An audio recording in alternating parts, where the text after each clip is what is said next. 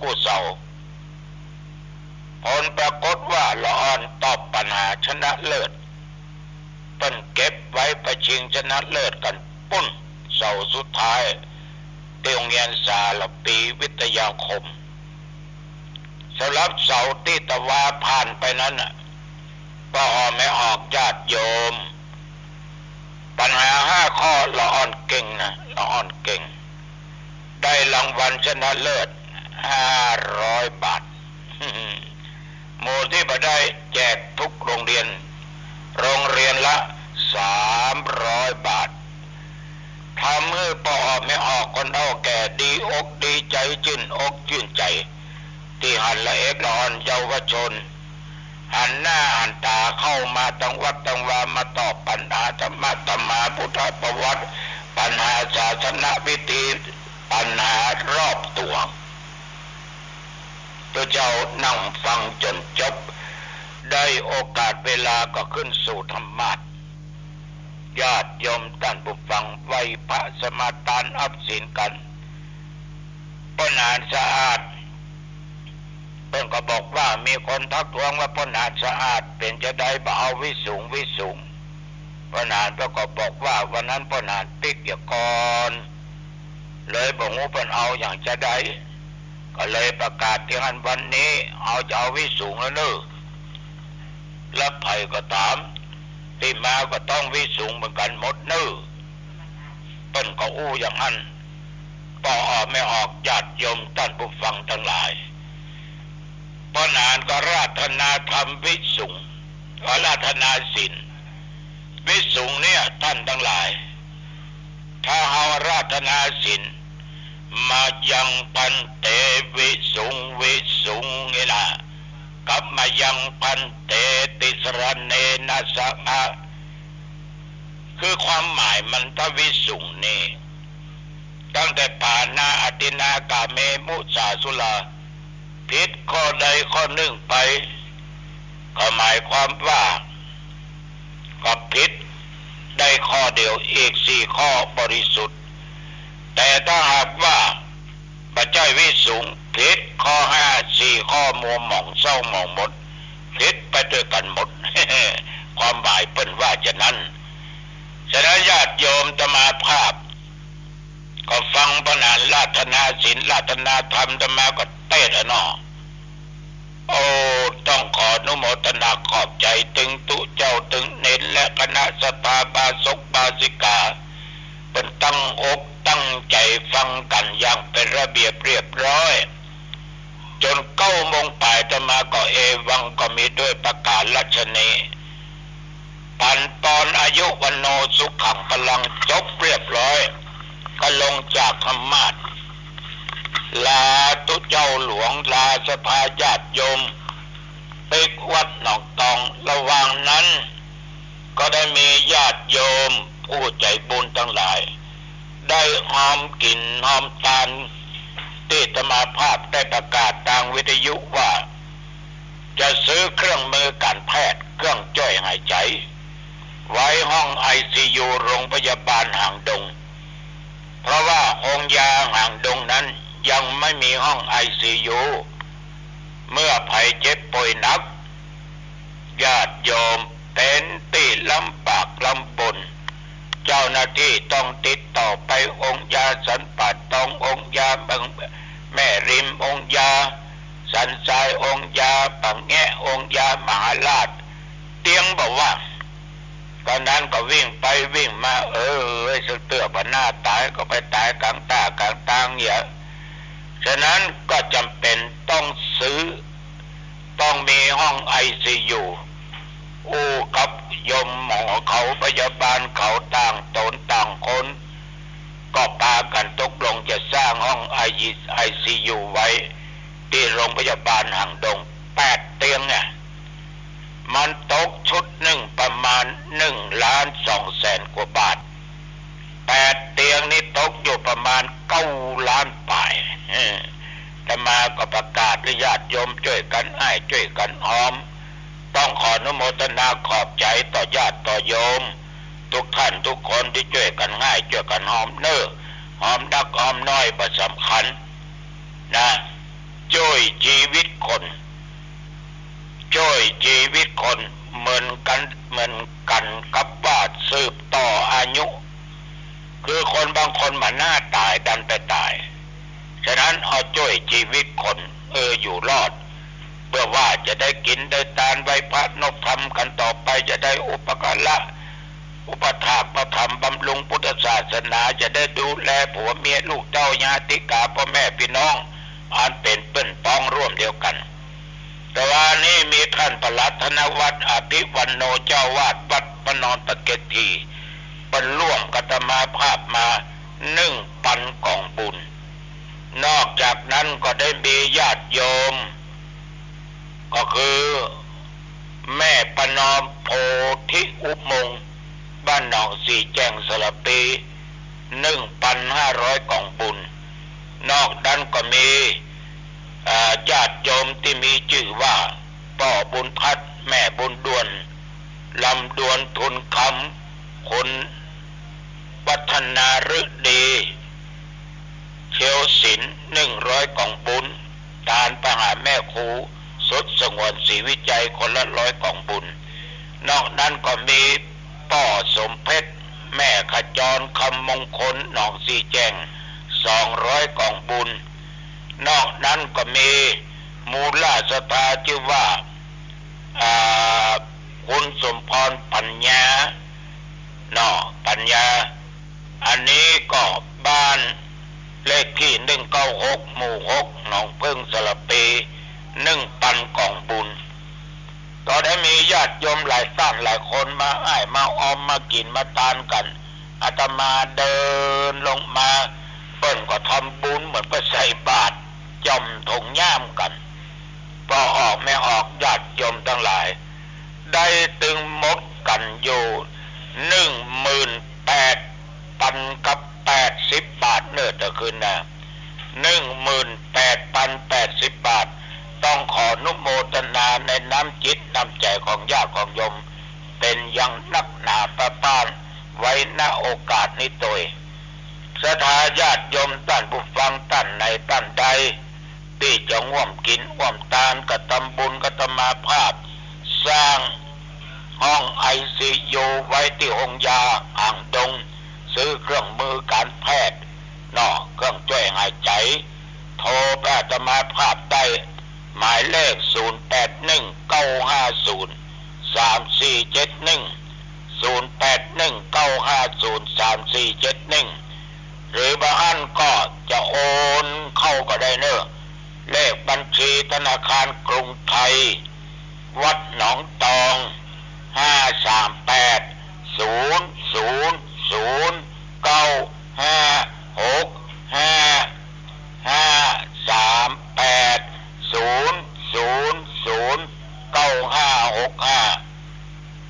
อันนี้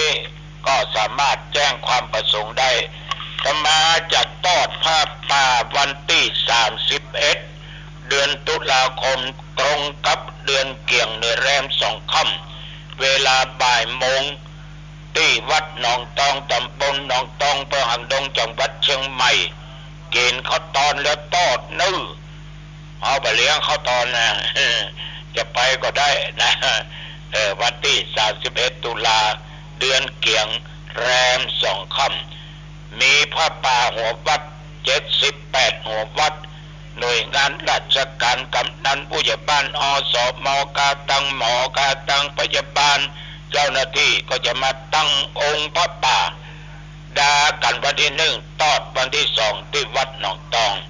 อันนี้จึงขอเจริญพรให้ญาติโยมรับทราบ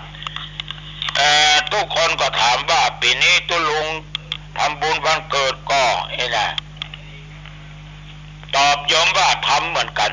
แต่ทำน้อย เพราะว่าจะไปทอดพระป่ากันวันออกพรรษาทำน้อยเนอะนี่มนตุเจ้าก็ประมาณ10 กว่าตน20 กว่าตนเท่านั้นนะจะทำบุญกันวันที่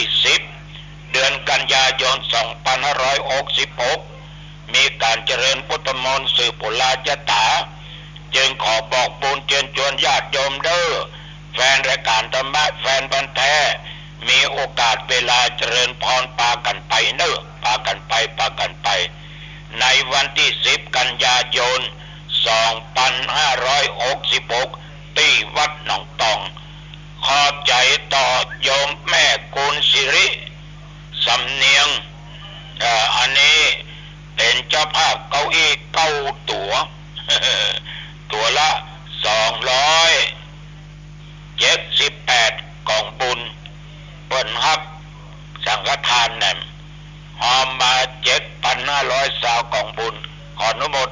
เป็นอย่างมาก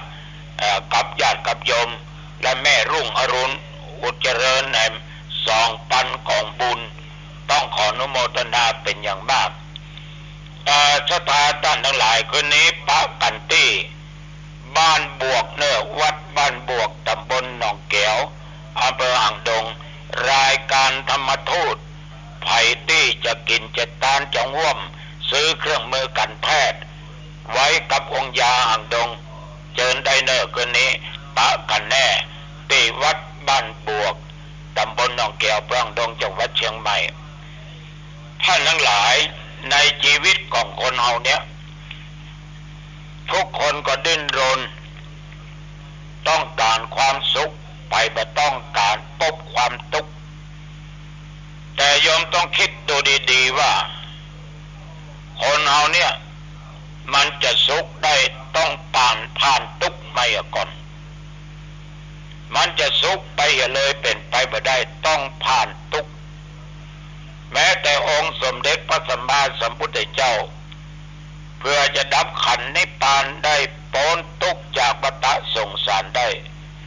พระพุทธองค์เกิดมากี่ภพกี่ชาติ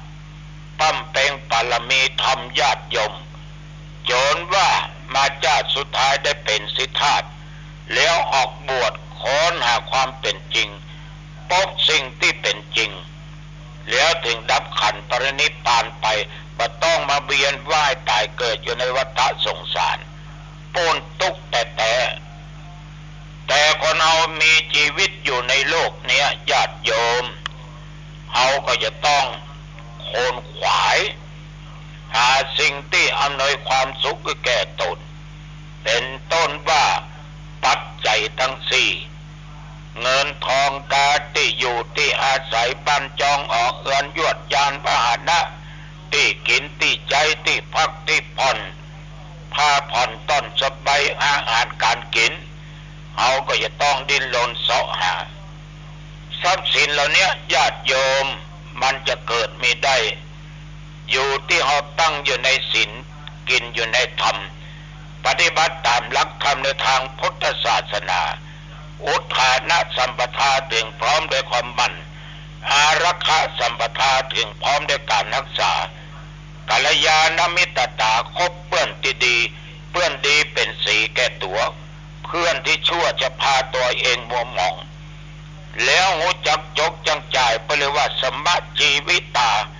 หาเลี้ยงชีวิตไว้พอสมควรเนี่ยยังจะไปเกินอัตภาพเกินตัวเก่าเกินกำลังตัวเองมันจักเดือดร้อนฉะนั้นพ่อแม่พี่น้องต้องเอาตามหลักธรรมทรัพย์สมบัติเหล่านี้ปัจจิรังยั่งยืนได้มาก็หมดไปได้มาก็เสื่องไปตายไปก็ละทิ้งเฮาบ่สามารถเอาสิ่งใดสิ่งหนึ่งติดตามตนตัวเฮาไปได้ละทิ้งไว้อยู่ในโลกนี้ไว้ให้คนที่มีชีวิตได้สืบได้แทนได้กินได้ใจแต่มีทรัพย์อย่างหนึ่งในทางพุทธศาสนาเรียกว่าทรัพย์ภายในโจรขโมยปล้นบ่ได้ลักบ่ได้ไฟบ่ไหม้บ่ไหลน้ำตยนั่นคืออริยทรัพย์หนึ่งศรัทธาแปลว่าความเชื่อบาปเชื่อบุญเชื่อคุณเชื่อโทษ